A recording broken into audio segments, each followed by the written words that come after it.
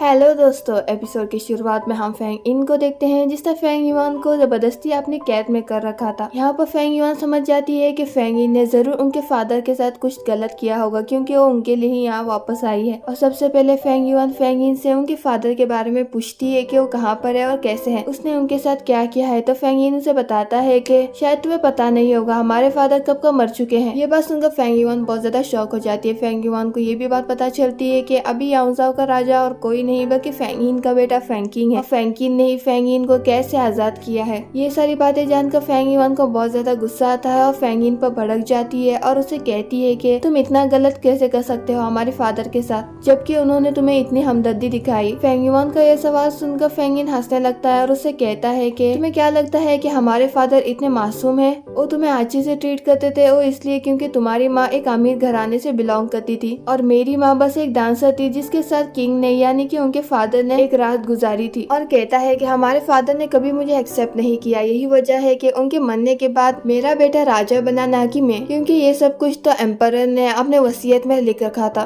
Feng इन की ये सारी बातें सुनकर फेंग युआन समझ जाती है कि फेंग इन अब सब कुछ तबाह करके ही रखेगा और इसका सबसे बड़ा असर हिलियनजी और लिंशुआन सिटी पर ही होगा, जो कि वो बिल्कुल भी नहीं चाहती। इसलिए वो फेंग इन से कहती है कि वो यहाँ पर रहने के लिए तैयार है, वो चाहे तो उसके ऊपर बहुत ज्यादा टॉर्चर भी कर सकता है और उसे कैद में भी रख सकता है, लेकिन जो लोग लिंशुआन सिटी से उसके साथ यहाँ पर आए थे वो उन्हें रिलीज कर दे। ये बात सुनकर फेंग युआन को बताता है कि उसने तो पहले ही उन दोनों को मार डाला है। ये कहकर फेंग युआन को एक बॉक्स लाकर दिखाता है जिसमें उसने उन दोनों लोगों के हाथ काट कर रखे थे। ये देखकर फेंग युआन वहीं पर बेहोश हो जाती है। यहाँ से सीन कट होता है और अगले सीन में हम फेंग युआन को उसके रूम में देखते हैं। फेंग युआन को होश आता है। यहाँ पर फेंग युआन हुआ को भी देखती है। हुआ यहाँ फेंग युआन को बताती है कि वो 3 मंथ प्रेग्नेंट है। ये बात जानकर फेंग युआन खुश भी हो जाती है और उदास भी, क्योंकि उसे पता है कि ये लोग उसके बच्चे को नहीं छोड़ेंगे। होता भी वैसे ही है। यहाँ पर हुआ एक बाउल में कुछ मिक्स कर फेंग युआन को बताती है कि उनका इरादा लिंशुआन सिटी के लियानली टी के हार्ट को पाने का है, जिससे वो लोग और भी ज्यादा ताकतवर हो जाएंगे। ये कहकर हुआ फेंग युआन को बाउल में रखी हुई चीज पिलाने जाती है। फेंग युआन समझ जाती है कि इसमें कुछ मिलाया होगा, तो हुआ से कहती है कि तुम्हें क्या लगता है कि लियानली टी के हार्ट को पाना इतना आसान है? चलो अगर उन्हें वो मिल भी गया, लेकिन उसे एक्टिवेट करने के लिए उन्हें लिंशुआन सिटी के वारिस के खून की जरूरत है। वो वही वारिस है जो कि उसके पेट में पल रहा है। ये कहकर फेंग युआन और ड्रिंक पीने जाती है, मगर हुआ पीछे हट जाती है और कहती है कि अभी तक हमारा मकसद पूरा नहीं हुआ, इसी वजह से तुम्हारा बच्चा बच गया है। ये कहकर वहाँ से जाने वाली होती है, मगर फिर रुक जाती है और फेंग युआन को ये भी बताती है कि जनरल वुजिंग तो कब का मर चुके हैं, तो वो ज्यादा उम्मीद ना रखे अपने बचने के और यहाँ से निकलने के। ये कहकर वो वहाँ से चली जाती है। फेंग युआन को उम्मीद थी कि जनरल वुजिंग उसे बचाएंगे, लेकिन अब वो भी नहीं रहे। तो फेंग युआन यहाँ अपने हथेली पर देखती है जहाँ पर एक लीफ का डिजाइन बना हुआ था। यहाँ पर हमें फेंग युआन का एक फ्लैशबैक भी दिखाया जाता है। दरअसल ये लीफ वाला डिजाइन और कुछ नहीं बल्कि लिंशुआन सिटी में आने का रास्ता है, एक चाबी की तरह है जो कि हिलियनजी ने फेंग युआन को दिया था यहाँ आने से पहले। फ्लैशबैक यहीं पर खत्म होता है। तो फेंग युआन यहाँ सोचने लगती है कि अगर मैं मर भी गई तब भी फेंग इन मेरी बॉडी को लेकर लिंशुआन सिटी पहुँचेगा और मेरी हाथ की मदद से वो लिंशुआन सिटी का दरवाजा खोल देगा, जो कि मैं कभी भी नहीं होने दूंगी और मुझे किसी भी तरीके से इस चाबी को बदलना ही होगा। ये कहकर फेंग युआन एक सुई को गर्म करती है और उससे अपने हाथ पर निशान बनाने लगती है, जिससे इस की का डिजाइन बदल जाए और फेंग इन इस की की मदद से लिंशुआन सिटी का दरवाजा ना खोल पाए। फेंग युआन को ये करते हुए बहुत ज्यादा दर्द भी होता है, लेकिन वो सारा दर्द बर्दाश्त करती है। और यहाँ दूसरी तरफ हम हिलियनजी को देखते हैं, जो कि फेंग युआन के लिए बहुत ज्यादा परेशान था, क्योंकि 4 महीने हो चुके हैं और फेंग युआन अभी तक वापस नहीं आई है। यहाँ पर हिलियनजी का एक सर्वेंट आता है और हिलियनजी इस सर्वेंट से फेंग युआन के लेटर के बारे में पूछता है। तो ये सर्वेंट हिलियनजी को बताता है कि फेंग युआन का कोई भी लेटर नहीं आया है। ये सारी बातें जानकर हिलियनजी और भी ज्यादा परेशान हो जाता है। और यहाँ पैलेस में हम फेंग युआन को देखते हैं, जिसने उस सुई की मदद से अपने हाथ पर बने हुए निशान को बदल दिया था और कहती है कि आप कुछ भी हो, फेंग इन लिंशुआन सिटी में एंटर नहीं कर पाएगा। यहाँ पर फेंग युआन अपने बच्चे के बारे में भी सोचने लगती है कि वो किस तरह अपने बच्चे को प्रोटेक्ट करेगी इन सारे लोगों से। इसी वक्त यहाँ फेंग युआन के दरवाजे पर कोई आता है। यहाँ पर फेंग इन का बेटा फैंकिंग होता है,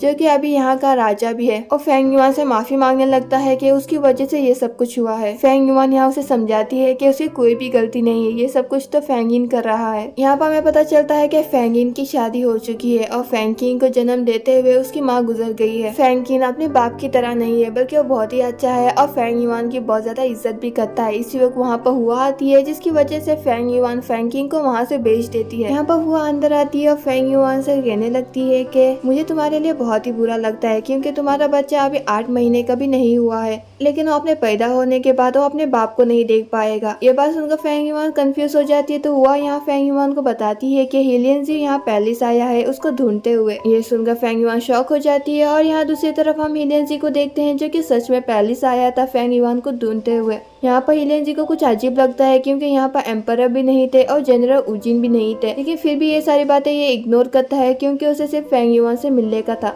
यहाँ पर फेंग इन का सर्वेंट आता है जो कि खुद को जनरल उजिन का सोल्जर बताता है हिलियन जी के सामने, और हिलियन जी को ये भी बताता है कि जनरल उजिन तो कब का मर चुके हैं। ये बात जानकर हिलियन जी को थोड़ा बुरा लगता है। फेंग इन का सर्वेंट यहाँ हिलियन जी को एक ड्रिंक ऑफर करता है जो कि हिलियन जी पीता है। इस ड्रिंक को पीते ही हिलियन जी को कुछ होने लगता है। और यहाँ दूसरी तरफ हम फेंग युआन को देखते हैं जिसको अचानक से पेट में दर्द शुरू होता है। ये डिलीवरी वाला ही पेन होता है, लेकिन हुआ उसे ऐसी हालत में वहीं पर ही छोड़कर चली जाती है। और यहाँ अकेले ही फेंग युआन अपने बच्चे को भी जन्म दे देती है। और यहाँ दूसरी तरफ हिलियन जी की हालत बहुत ही खराब होती है और उसके मुंह से खून भी निकलने लगता है। हिलियन जी को पता चलता है कि इन सब के पीछे फेंग इन का हाथ है। फेंग इन यहाँ हिलियन जी के पास भी आता है और उसे कहता है कि अब तुम देखोगे कि मैं किस तरह तुम्हारे लोगों से बदला लेता हूँ। ये कहकर वो हिलियन जी को अपनी कैद में ले लेता है। और यहाँ दूसरी तरफ फेंग युआन के हाथ में उसका बच्चा होता है और वो सोच रही होती है कि किस तरह अपने बच्चे को और हिलियन जी को बचाएगी। फेंग युआन यहाँ एक पाउडर निकालती है और उस पाउडर को अपने बच्चे को सुंघाती है और कहने लगती है कि इस पाउडर की मदद से मेरा बच्चा बहुत लंबे समय तक सो जाएगा और दूसरों को लगेगा कि वो मर गया है। यहाँ पर हम फेंग युआन का एक फ्लैशबैक भी देखते हैं जहाँ पर हम देखते हैं कि फेंग युआन ने फेंग इन के बेटे फेंग किंग से एक डील कर रखी थी कि जब भी उसका बच्चा पैदा होगा तो फेंग इन का बेटा फेंग किंग उस बच्चे को लेकर एक क्लिनिक में जाएगा जहाँ पर उस बच्चे को सींग नाम की एक लड़की को दे देगा। फेंग किंग इस काम के लिए हाँ कर देता है और फ्लैशबैक वहीं पर खत्म होता है। फेंग युआन यहाँ रेडी होती है और अपने आप को सजाती है ताकि वो फेंग इन को दिखा पाए कि वो उसके साइड में है और कहने लगती है कि ये सब कुछ मेरे वजह से शुरू हुआ है, इसे खत्म मैं ही करूंगी। ये कहकर वो फेंग इन के पास आती है अपने बच्चे को लेकर, जहाँ पर वो देखती है कि फेंग इन ने यहाँ पर हिलियन जी को बांध कर रखा था और उसे बहुत ज्यादा टॉर्चर भी कर रहा था। ये देखकर फेंग युआन बहुत ज्यादा रोने लगती है। फेंग इन यहाँ फेंग युआन के बच्चे को देखता है और उसे ऐसा लगता है कि ये बच्चा मर चुका है क्योंकि फेंग युआन की प्रीमेच्योर डिलीवरी हुई थी। यहाँ पर फेंग इन फेंग युआन से लिंचवान सिटी में एंटर करने का रास्ते के बारे में पूछने लगता है तो फेंग युआन उसे बताती है कि मैं तुम्हें वहाँ पर एंटर करने का रास्ता बताऊंगी, लेकिन इसके बदले तुम्हें हिलियन जी को मुझे देना होगा क्योंकि उसका बच्चा मरा हुआ पैदा हुआ है और हिलियन जी भी ज्यादा टाइम जिंदा नहीं रहेगा और इन दोनों के बगैर वो भी जिंदा नहीं रहेगी। तो वो चाहती है कि वो आखिरी समय इन दोनों के साथ गुजारे। फेंग इन इसके लिए मान जाता है। हिलियन जी यहाँ पर चिल्लाने लगता है क्योंकि उसके ऊपर बहुत ज्यादा टॉर्चर किया जा रहा था। फेंग युआन को रहा नहीं जाता और वो भागते हुए हिलियन जी के पास आती है। हिलियन जी भी यहाँ फेंग युआन को देख लेता है। हिलियन जी यहाँ फेंग युआन को वहाँ से जाने के लिए कहता है मगर फेंग युआन उसे गले लगाती है। हिलियन जी बार बार फेंग युआन को वहाँ से जाने के लिए कह रहा था, लेकिन फेंग युआन यहाँ रोते हुए हिलियन जी को गले लगा लेती है।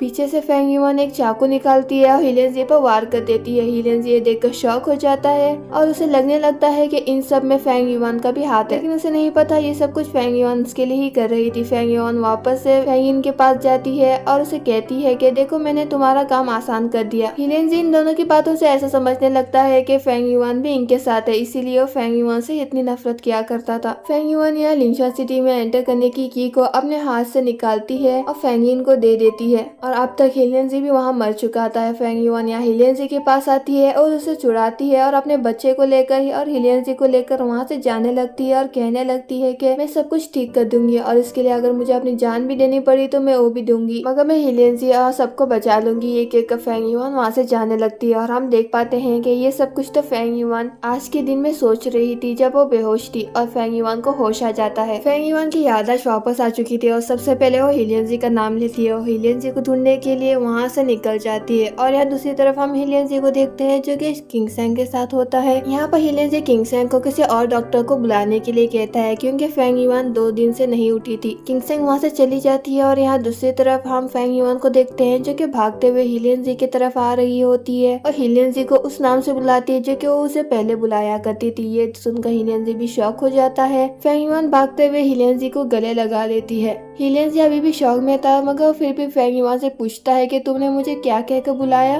मगर फेंग युआन इसका कोई जवाब नहीं देती और बात को पलटाने की कोशिश करती है क्योंकि वो नहीं चाहती कि हिलियन को अभी पता चले कि उसकी याददाश्त वापस आ चुकी है। फेंग युआन यहाँ हिलियन को देखकर थोड़ी सी इमोशनल होती है। इसी वक्त वहाँ पर जीजू आता है और फेंग युआन को होश में आया हुआ देखकर जीजू भी खुश हो जाता है। यहाँ पर फेंग युआन जीजू से कुछ बात करना चाहती थी, इसलिए वो हिलियन को वहाँ से जाने के लिए कहती है, मगर हिलियन नहीं सुनता और उसे उठाकर कमरे में लेकर जाता है क्योंकि वहाँ पर बहुत ज्यादा ठंड थी और वो नहीं चाहता था कि फेंग युआन बीमार पड़े। हिलियन यहाँ जीजू और फेंग युआन को अकेला छोड़कर वहाँ से चला जाता है। फेंग युआन यहाँ सबसे पहले जीजू को थैंक यू कहती है उसे 3 साल पहले बचाने के लिए और उसे पूछने लगती है कि जब उन लोगों ने फेंग युआन को बचाया था क्या फेंग युआन के चेस्ट पे कोई चीज स्टक थी। ये सुनकर जीजू फेंग युआन को बताता है कि उसके चेस्ट पे तो कोई भी चीज नहीं थी, लेकिन उसके चेस्ट पर ऐसा जख्म था जो कि मामूली सी वेपन से नहीं बना था और वो जख्म बहुत ही गहरा था और वहाँ के डॉक्टर ने बहुत ट्राई किया उस जख्म को भरने के लिए और उसका इलाज ढूंढने के लिए। जीजू की ये सारी बातें सुनकर फेंग युआन सोचने लगती है कि मुझे लगता है कि जब मैंने लियांली ब्रांच को इस्तेमाल किया था तब लियांली ब्रांच के इस्तेमाल के बाद गायब हो चुका था। अगर ऐसा है तो वो किस तरह वो लियांली ब्रांच को वापस लाएगी और लियांली ट्री को जिंदा करेगी। फेंग युआन यहाँ ये सब कुछ सोच रही होती है, मगर जीजू फेंग युआन को देखता है और उसे ऐसा लगने लगता है कि फेंग युआन बदल गई है। यहाँ से सीन कट होता है। अगले सीन में हम हिलियन जी को देखते हैं जो कि अपने जख्म पर दवाई लगा रहा होता है। वहाँ पर जीजू आता है और हिलियन जी से बात करने लगता है। जीजू यहाँ हिलियन जी से माफी मांगता है कि उसने उसे पहले गलत समझा, लेकिन इसके बावजूद हिलियन जी ने अपनी जान पर खेलकर उन लोगों को बचाया है जो कि शाओलिन सिटी से बिलोंग करते हैं और कहता है कि अगर फ्यूचर में अगर तुम्हें मेरी जरूरत पड़ी तो मैं पीछे नहीं हटूंगा तुम्हारी मदद करने से।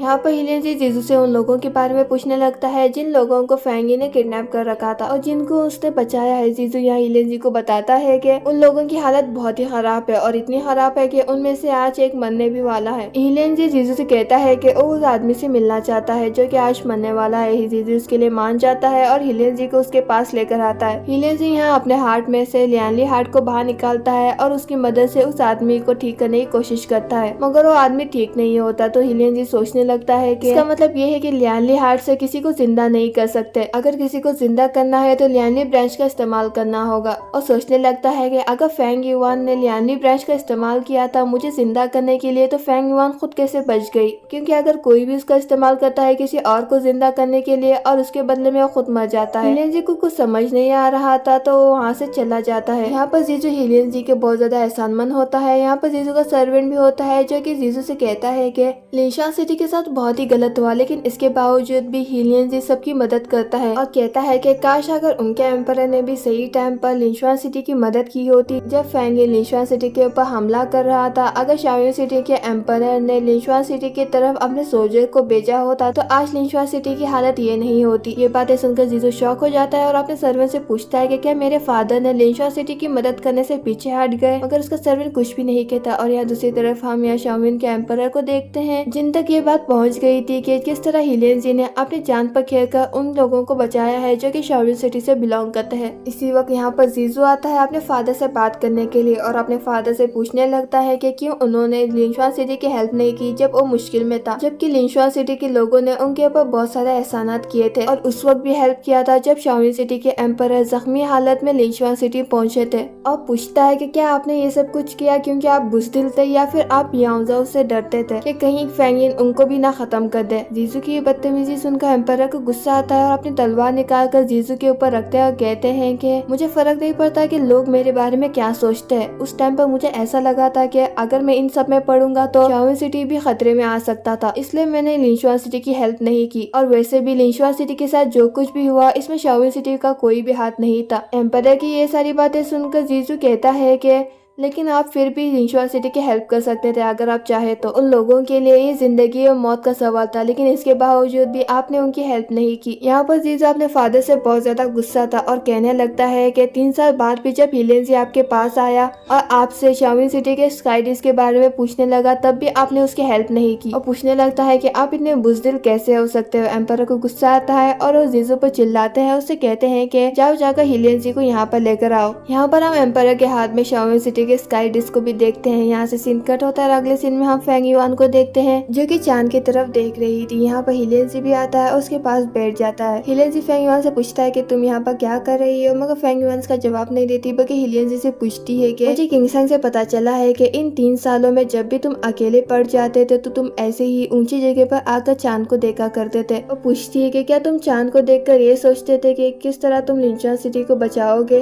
लिंचुआन सिटी का जिक्र आते ही फेंग युआन की आंखों में आंसू आ जाते हैं जो कि वो चुपके से पूछने लगती है, मगर हिलियनजी ने ये देख लिया था। हिलियनजी सोचने लगता है कि तुमने लियांली ब्रांच का इस्तेमाल किया मुझे बचाने के लिए, लेकिन फिर भी मैंने तुम्हें इतनी बुरी तरीके से ट्रीट किया। हिलियनजी फेंग युआन से कहता है कि हाँ, मैं चांद को देखकर लिंचुआन सिटी के बारे में सोचता था और ये भी कि तुम मुझे कहाँ पर मिलोगी। फेंग युआन यहाँ हिलियनजी की तरफ देखती है और उससे पूछती है कि क्या तुम मुझे दोबारा से लियांली ट्री के पास लेकर जाओगे उस चलावे में। हिलियनजी मान जाता है और यहाँ पर वो फेंग युआन को लियांली ट्री के पास लेकर आता है जो कि एक तरीके का चलावा है। फेंग युआन यहाँ लियांली ट्री को हाथ लगाती है और उन सारी यादों को याद करने लगती है जिसको उसने इस लियांली ट्री पर बिताए थे। फेंग युआन ये सब देखकर इमोशनल हो रही थी। फेंग युआन यहाँ पर एक बर्ड के नेस्ट को भी देखती है, लेकिन जब वो उस बर्ड के नेस्ट को ठीक करने जाती है तो वहाँ पर वो अपनी इयररिंग को देखती है जो कि हिलियनजी ने उसको दिया था, लेकिन उनमें से एक इयररिंग फेंग युआन के हाथ से खो गई थी जो कि आज उसे मिली है इस बर्ड के नेस्ट में। फेंग युआन वो इयररिंग को लेकर वापस अपनी दुनिया में आती है, मगर फिर देखती है कि वो इयररिंग तो गायब हो चुकी है क्योंकि वो बस एक चलावा है। फेंग युआन कुछ भी नहीं कहती, बस वहाँ से जाने जाती है, मगर हिलियनजी रोकता है, उससे पूछता है कि क्या तुम्हें कुछ याद आया, क्या तुम्हारी याददाश्त वापस आ गई है, मगर फेंग युआन नहीं कहती और वहाँ से जाने जाती है। मगर हिलियनजी फिर से फेंग युआन को रोकता है और उससे पूछता है कि क्या तुमने लियांली ब्रांच का इस्तेमाल किया मुझे बचाने के लिए। ये सवाल सुनकर फेंग युआन इसका भी कोई सीधा जवाब नहीं देती और इसे अवॉइड करने की कोशिश करती है, मगर हिलियनजी बार बार फेंग युआन से यही सवाल कर रहा था कि क्या उसने लियांली ब्रांच का इस्तेमाल किया उसे बचाने के लिए। फेंग युआन यहाँ दिल ही दिल में सोचने लगती है कि वो हिलियनजी को अभी नहीं बता सकती कि उसकी याददाश्त वापस आ गई है। जब तक उसे पता नहीं चलता कि लियांली ट्री को वापस कैसे लाए तब तक वो हिलियनजी को कुछ भी नहीं बताएगी। फेंग युआन ये इरादा कर लेती है। इसी वक्त वहाँ पर जीजू आता है और इन दोनों को यहाँ पर ठहरा हुआ देखकर जीजू इनसे पूछने लगता है कि तुम दोनों यहाँ पर क्या कर रहे हो, लेकिन इन दोनों में से कोई भी सीधा जवाब नहीं देता और फेंग युआन वहाँ से अपने रूम में चली जाती है। जीजू यहाँ हिलियनजी की तरफ देखता है, उसे कहता है कि तुम जानना चाहते थे ना कि अतीत में क्या हुआ था, तुम्हें अब ये मौका मिलेगा क्योंकि मेरे फादर ने तुम्हें मिलने के लिए बुलाया है। हिलियनजी वहाँ से एम्पायर से मिलने के लिए चला जाता है और यहाँ दूसरी तरफ हम फेंग युआन को उसके रूम में देखते हैं जिसके हाथ में लियांली ब्रांच का बॉक्स होता है। यहाँ पर जीजू भी आता है। फेंग युआन से पूछने लगता है कि जब से तुम्हें होश आया है तुम अजीब बिहेव कर रही हो। फेंग युआन यहाँ रोते हुए जीजू की तरफ देखती है और उसे कहती है कि मैं पहले इस बॉक्स में लियांली ब्रांच को रखा करती थी और हिलियनजी ने मुझे ये लियांली ब्रांच हमारी शादी वाली रात को दिया था जो कि आप यहाँ पर नहीं रहा। फेंग युआन की सारी बातें सुनकर जीजू समझ जाता है कि फेंग युआन की याददाश्त वापस आ चुकी है। यहाँ से सीन कट होता है और अगले सीन में हम हिलियनजी को देखते हैं जो कि एम्पायर से मिलने के लिए आया हुआ था, मगर देखता है कि एम्पायर की आंखों में तो पट्टी बनी हुई है और उनकी आंखों में से खून बह रहा है। ये देखकर वो परेशान हो जाता है, मगर एम्पायर उसे अपने पास आकर बैठने के लिए कहते हैं। हिलियनजी यहाँ एम्पायर के पास आता है और देखता है कि एम्पायर तो यहाँ पर शाओलिन सिटी के स्काई डिस्क को इस्तेमाल कर रहे हैं। एम्पायर यहाँ हिलियनजी से कहते हैं कि मैं इसका इस्तेमाल कर रहा हूँ ताकि तुम्हें पता चले कि तुम्हारे अतीत में तुम्हारे साथ क्या हुआ था। यहाँ पर ये दोनों रिचुअल करना स्टार्ट करते हैं और ये शाओलिन सिटी के स्काई डिस्क को एक्टिवेट करने की कोशिश करते हैं। यहाँ पर हिलियनजी भी अपने आंखों पर पट्टी बांधता है। शाओलिन सिटी का स्काई डिस्क एक्टिवेट हो जाता है और हिलियनजी यहाँ पास्ट में जाता है जहाँ पर वो देखता है कि उसके मरने के बाद फेंग युआन उसे ऐसी जगह पर लेकर आई थी जहाँ पर फेंग युआन हिलियनजी को ठीक करने की कोशिश कर रही थी, मगर हिलियनजी मर चुका था। फेंग युआन हिलियनजी से माफी भी मांग रही थी और कह रही थी कि यही बस एक तरीका था जिससे फेंग युआन उसे हिलियनजी को ले जाने देता। फेंग युआन यहाँ मरे हुए हिलियनजी से कहने लगती है कि तुम फिक्र मत करो, मैं कुछ भी करके तुम्हें वापस लेकर आऊंगी और तुम्हें जिंदा करूंगी। यहाँ पर हिलियनजी ये सब कुछ देख रहा होता है। फेंग युआन यहाँ अपने चेस्ट में से लियांली ब्रांच को निकालने वाली होती है जो कि हिलियनजी भी देख लेता है, मगर अचानक से यहाँ पर कुछ आवाजें आने लगती है। दरअसल यहाँ पर फेंग युआन और हिलियनजी को ढूंढने के लिए आया था अपने आर्मी के साथ, लेकिन फेंग युआन ने भी देख लिया था और वो नहीं चाहती कि फेंग इन यहाँ हिलियनजी के बॉडी के पास पहुंचे, इसलिए वो जानबूझकर फेंग इन के सामने ही भाग जाती है वहाँ से ताकि फेंग इन उसके पीछे आए। होता भी वैसे ही है। यहाँ पर फेंग इन फेंग युआन के पीछे आता है और उसे कहने लगता है कि तुम अपने आप को इतनी चालाक समझते हो कि क्या तुम्हें ऐसा लगता है कि मुझे पता नहीं चलेगा कि तुमने लिंचुआन सिटी में अंदर जाने वाले की को बदल दिया है। और कहने लगता है कि इसके बावजूद कि तुमने लिंचुआन सिटी में अंदर जाने वाले की को बदल दिया है, मेरी आर्मी अब तक तो वहाँ पर अंदर जा चुकी होगी और वहाँ के लोगों को भी मार डाला होगा। फेंग युआन यहाँ पर कंफ्यूज हो जाती है कि किस तरह फेंग इन यहाँ लिंचुआन सिटी में अंदर जा सकता है बिना लिंचुआन सिटी की चाबी की मदद से। फेंग इन यहाँ फेंग युआन को बताता है कि तुम्हारे अलावा हिलियन जी ने जनरल उजिन को भी लिंशुआन सिटी की चाबी दी थी और जब जनरल उजिन मर गए थे तब मैंने उनकी वो चाबी छीन ली थी और इसी तरीके से मैं लिंशुआन सिटी में एंटर कर पाया। हिलियन जी भी ये सब कुछ सुन लेता है। उसे पता चलता है कि ये सब कुछ तो फेंग इन कर रहा था और इसमें फेंग युआन की कोई भी गलती नहीं थी। अब तक वहाँ सभी लोग आ चुके थे और सब लोग यहाँ पर फेंग युआन को मारने के लिए आगे बढ़ रहे थे। फेंग युआन यह सोचने लगती है कि अगर इन लोगों ने मुझे मार डाला तो मैं हिलियन जी को जिंदा नहीं कर पाऊंगी, इसलिए वो उनके सामने ही लियाली ब्रांच को बाहर निकालती है और अपने सीने पर वार कर वहाँ पर नीचे गिर जाती है। हिलियन जी उसे बचाने की कोशिश करता है मगर फेंग युआन नीचे गिर गई थी और फेंग युआन के ऐसे करते ही हिलियन जी वहाँ पर जिंदा हो गया था। हिलियन जी यहाँ पर अपने अतीत में जाकर वापस आ जाता है और ये सब देखकर उसके आंखों में आंसू आने लगते हैं, इसलिए वो भागते हुए फेंग युआन से मिलने के लिए आता है। और यहाँ दूसरी तरफ हम फेंग युआन को देखते हैं जिसने जीजू को सब कुछ बता दिया था कि उसके साथ पास्ट में क्या हुआ था। जीजू को ये सब कुछ सुनकर बहुत ही बुरा लगता है फेंग युआन और हिलियन जी के लिए। हिलियन जी यहाँ फेंग युआन के कमरे के बाहर आता है और वो सब कुछ सुन लेता है कि फेंग युआन की याददाश्त वापस आ चुकी है। जीजू यहाँ से जाने वाला होता है मगर जीजू भी देख लेता है कि हिलियन जी को भी पता चल चुका है सब कुछ, तो उन दोनों को अकेले में बात करने के लिए वहाँ से चला जाता है। फेंग युआन को नहीं पता कि उसके पीछे हिलियन जी ठहरा हुआ है। हिलियन जी यहाँ फेंग युआन को देखकर रोने लगता है और दिल ही दिल में सोचने लगता है कि तुमने मेरे लिए और मेरे क्लाइंट के लिए इतना सब कुछ किया लेकिन फिर भी मैंने इसके बावजूद तुम्हें बहुत ज्यादा हर्ट किया, और कहता है कि आज के बाद मैं तुम्हें कभी अकेला नहीं छोड़ूंगा। यहाँ पर फेंग युआन हिलियन जी को नोटिस कर पाती है। हिलियन जी फेंग युआन के पास आता है और रोने लगता है। हिलियन जी को रोता हुआ देखकर फेंग युआन भी समझ जाती है कि हिलियन जी को सब कुछ पता चल चुका है। हिलियन जी यहाँ फेंग युआन को गले लगाता है और यहाँ पर ये दोनों बहुत ज्यादा रोने लगते हैं एक दूसरे की बाहों में। यहीं पर ये एपिसोड खत्म होता है। वीडियो पसंद आए तो वीडियो को लाइक कीजिए। मिलते हैं अगले वीडियो में, तब तक के लिए टेक केयर।